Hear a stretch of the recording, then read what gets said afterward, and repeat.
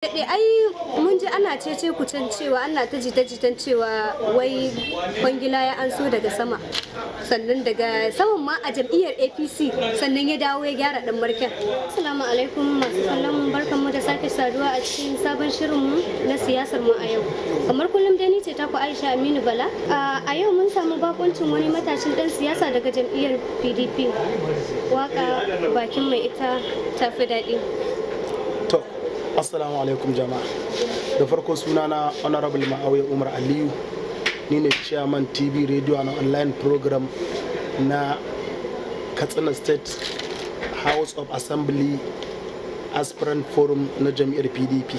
Ranka ya daɗe, kamar yadda muke so mu sani daga gare ka ko mu ji daga gare ka, ta ina ne kake ganin jam'iyyar PDP za ta iya kada jam'iyyar APC? To, alhamdulillah, wannan abun shine abu na farko da ya kamata ainihin dan jihar Katsina ya fara duba kuma ya lura ya sani. Ita jam'iyyar PDP ba sabuwar jam'iyya bace a jihar Katsina. Sannan jam'iyyar PDP ta yi mulki tun daga 1999 har zuwa 2015 kafin Allah ya jarabce mu da shiga wannan hali da muke ciki na shekaru 7 da 'yan dagagga na tashin hankali da firgici da muke ciki. To alhamdulillah, idan ka ce ta ina PDP za ta iya amsan mulki, sai mu ce da farko hanyoyin amsan mulki suna da yawa. Na ɗaya, kamar yadda muka sani, Allah shine mai bada mulki ga wanda ya so kuma ya karbe a lokacin da ya so. Alhamdulillah, idan muka kalli wannan muna kallon wani lokaci ne ya taho da Allah zai mai da mulki a hannun jam'iyyar PDP. Duba da cewar ita jam'iyyar PDP jam'iyya ce wacce ta yi mulki an gani, ta yi abubuwa na tsawon shekara 16 kuma aka samu 'yan bani na iya suka zo suka amshi mulki da cewar ban iya ba da wasu abubuwa mabambanta. Na ɗaya kenan. Na biyu, jam'iyyar PDP ta bi wasu matakai wurin zaben fidda gwani wanda ta fiddo da mutanen da muke da tabbacin sun cancanta, saɓanin wasu sauran jam'iyyu.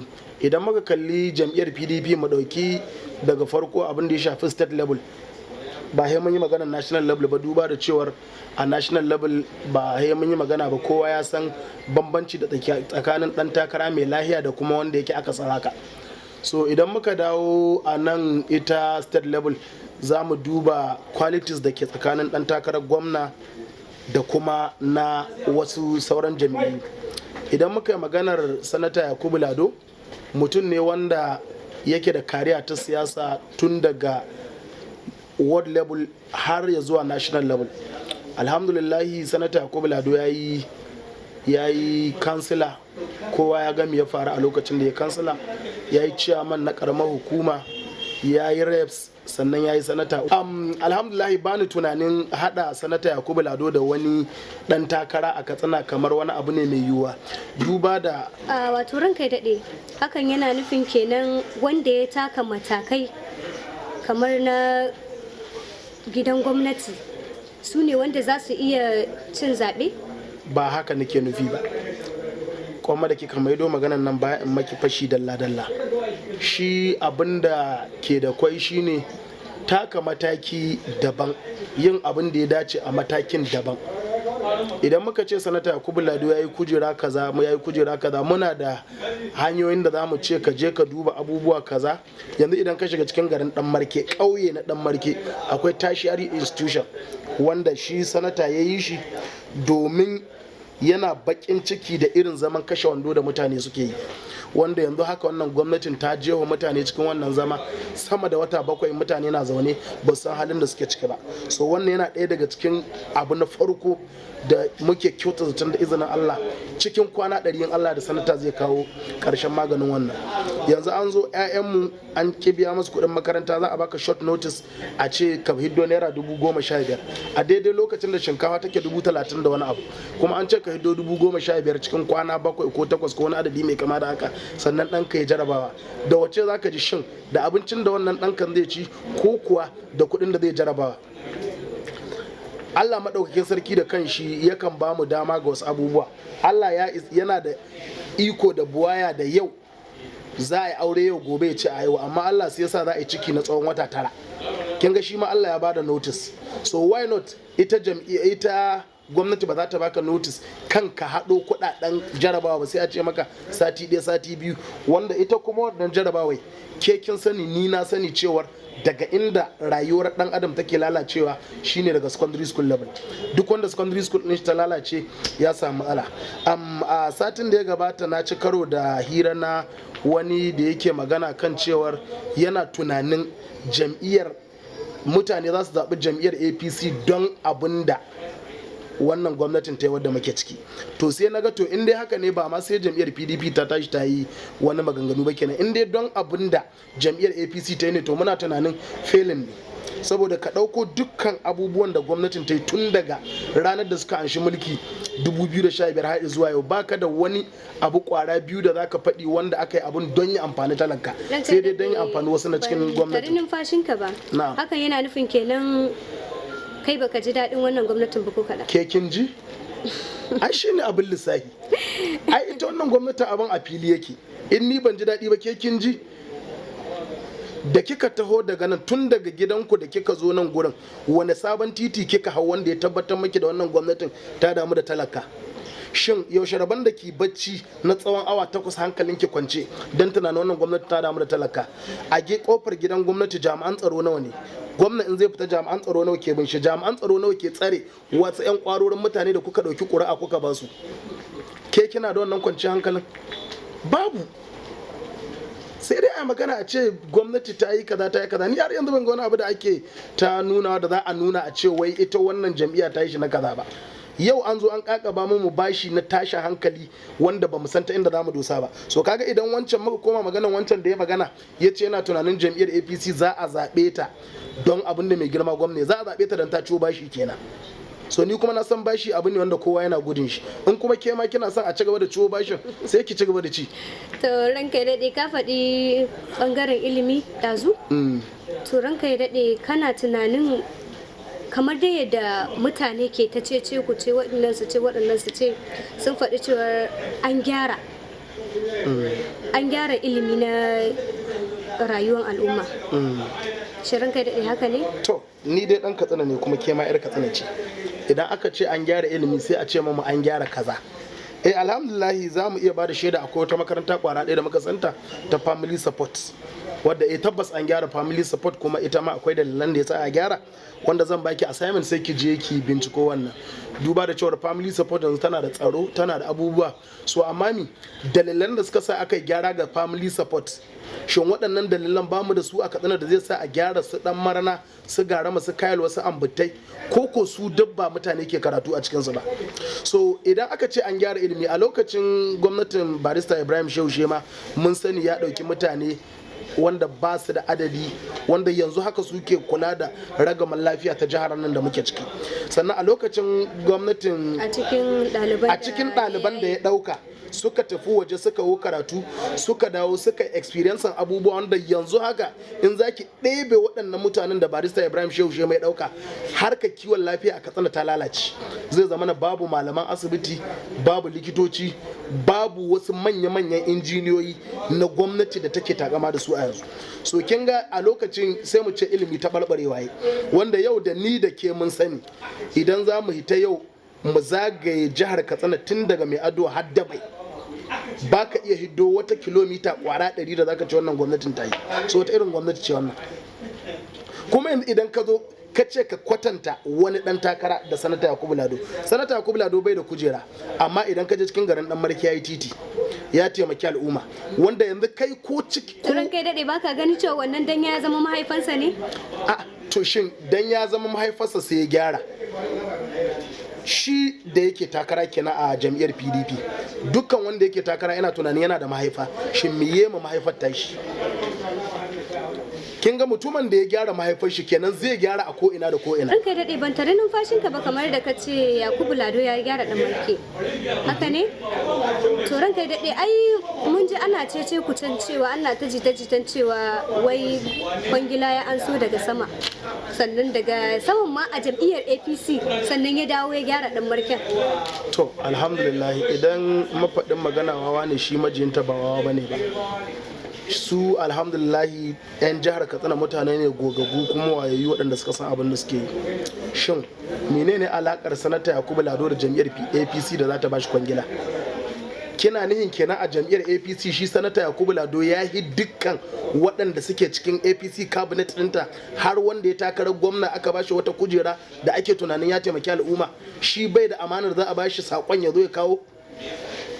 Koko kina nihin waɗanda suka tafi aka ba su motogate da wane ne da duk waɗannan manya-manya appointment ɗin ba su da amana da za a iya ba su amana su damko su kawo majahar Katsina? So kin ga idan ke wannan magana wata daraja ce aka ƙara ta sanata cewar ya je ya amso kuma ya kawo.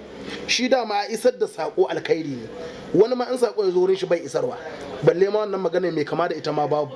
In ma wannan aka zo aka ce za a yarfa ta sai mu ce to alhamdulillah da ya anso ya kawo.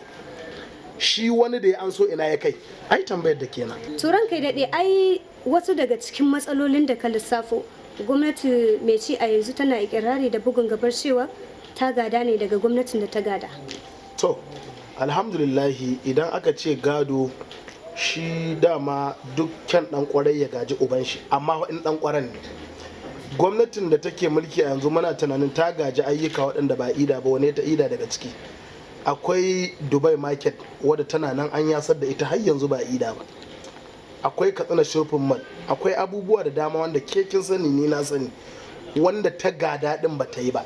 Kuma sannan wani irin abu ne ta gada? Gwamnatin nan ta gaji ana biyan albashi akan kari 22 ga wata, shin an ci gaba da biya 22 din? Sannan gwamnatin nan ta zo a jihar Katsina ba mu da wani local government kwara ɗaya da yake da cikin tashin hankali, shin an ci gaba da wannan abun? Local government 12 cikin 34 da muke da shi, ma'ana 1/3 yana cikin tashin hankali. Shin wannan abin ta gaje shi ne? Dan Katsina bai san karar bindiga ba sai da wannan gwamnatin ta zo. Wannan gwamnatin ta gaje shi ne? Ita waccan gwamnatin ta biyo hanyoyi da dama da dan adam zai samu sauki na raɗaɗin rayuwa na abin da ke damun shi. Wannan gwamnatin bata biyo ta wannan ba. So idan ka ce gado, shi kyan dan kwarai ya gaji uban shi. Kuma ita kamar da aka yi gwamnati a baya mun ga yadda barista Ibrahim Shaushe mai zo ya gado kuma ya abin da kowa ke dawo wanda a yau inda ana mulki shekara 100 za mu ce shi mai dawo, da ke da ni da su da kowa za mu ce shi mai dawo, saboda shi mai yayi abin da ya kamata saboda ya gaji uban shi da yake shi dan kwarai ne.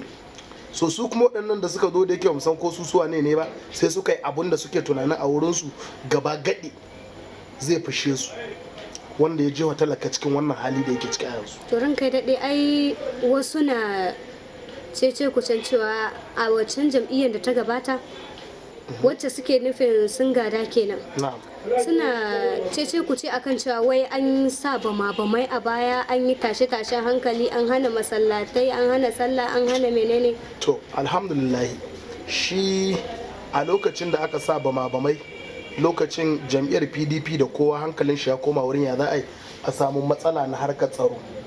Ita gwamnati mai ci wannan ta yanzu sai ta ce ai wannan gabaki ɗaya PDP ba su iya ba, wanda har suke ikirari da cewar cikin wata 3 za a kawo ƙarshen matsale, wanda kuma shi wannan a daidai wannan lokaci mun sani shi kan shi mai girma Goodluck Jonathan da ya sauka a lokacin tunanin shi ta ina za a fara magance wannan, wanda aka samu wasu mutane 'yan kalilan da suka almandana da wannan kudade da za a yi, kuma su ne suka dawo wannan jam'iyyar yanzu ake tunanin tsarkakakku ne, wanda cikinsu akwai waɗanda har kes ɗinsu yana kotu ana ƙoƙarin a gyara, a za a kai su kotu, an kai su kotu sun dawo wata. Turan kai daɗe, gashi mun koro cikin shirin kuma lokaci mana halinsa. Wani irin fata za ka yi ga al'ummar jihar Katsina? To alhamdulillahi, fata na ga al'ummar jihar Katsina bai wuce su fito su tsaya su jajirce su yi zaɓe su kuma kasa ba, su tsare. Ita zaben da za a yi na bana ya sha bamban da sauran zaɓuɓɓuka da muka yi a baya. Mutanen jihar Katsina su fito a ranar zaɓe su zaɓi waɗanda suke so gaba gadi. Wannan karin za a yi zaɓe ne electronic, wanda insha Allahu abin da ka zaɓa za a tabbatar maka da shi. Kuma sannan su zaɓi 'yan takarkarin da hankalinsu ya nutsu da su na jam'iyyar PDP tun daga shugaban ƙasa har ɗan majalisar jiha Honorable Abdulkadir Muhammad ɗan Kado.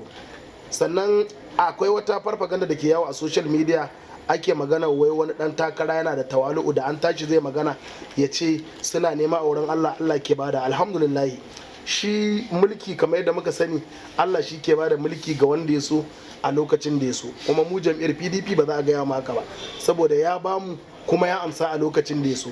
Amma shi ba a gane tawalu'unka ga baki sai in ka faɗi zaben mun gami ka ɗauka, tunda wasu kalamai sun fito a lokacin da wani a gidan gwamnati yake maganar cewar idan aka yi SGS to su ba za su yi jam'iyya kaza ba. So kaga kenan tawalu'un nan gurin manta ta aka yi ko ko aje ta aka gefe.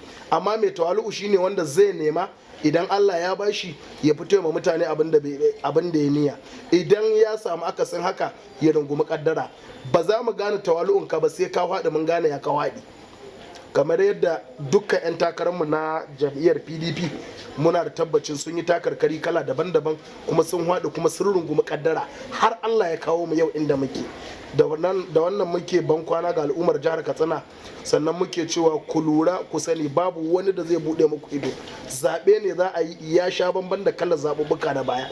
Zaɓe ne free and fair election, abinda ka zaɓa shi za a gani. Kuma alhamdulillah akwai tsarurruka da muka yi wanda wurin akwatin zaɓe ba wanda zai buɗe mu wani ido. Ka fito ka zaɓi abin da kake so a lokacin da kake so kuma ka dangwala ma jam'iyyar PDP insha Allah. Assalamu alaikum warahmatullah. Alaikum assalam wa rahmatullahi wa barakatuh. Ku ci gaba da kasancewa da tashar Jadawali TV tare da ni Aisha Aminu Bala.